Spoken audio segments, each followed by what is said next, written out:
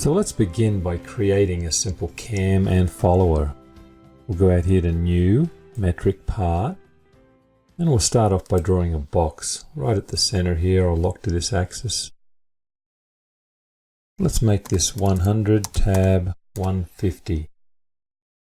Accept, and we'll push this out 40. And then let's go to thin wall, and we'll thin wall this box, leave the front open and these two sides. Click on those faces and we'll use a thickness of 5 millimeters. Then let's pull out this side here, just this one face, and I'm going to turn off design intent, and we'll pull this out 80. Hit escape. I'd like to go to the circle and on this front face, and let's look at this from the sketch view. Create a circle right here of 10. And another circle over here at 10. Let's add a couple of dimensions to that. Let's make this 35. And we'll add another dimension between the two circles. And make that 100. Let's go to select, identify those two regions, and I'll hold down the Shift key to pick up the two areas at once. And just push that through. It'll fit the view. And on the top face here, I'd like to create a rectangle on this face. And look at that from the top view.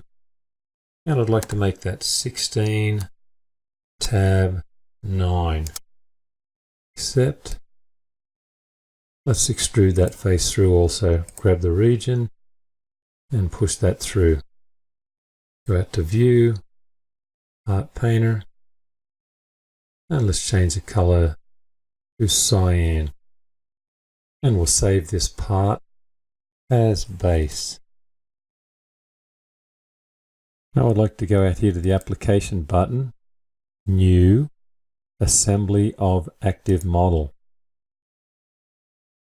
And so now I have this part in an assembly.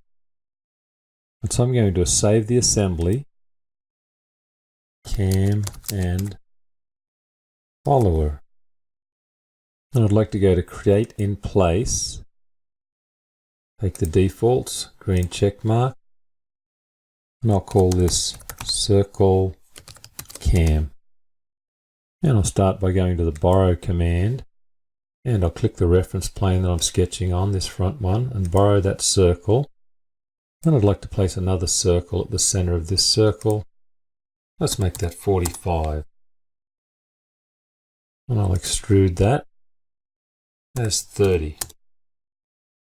And I'll go out to View and change the color, Part Painter.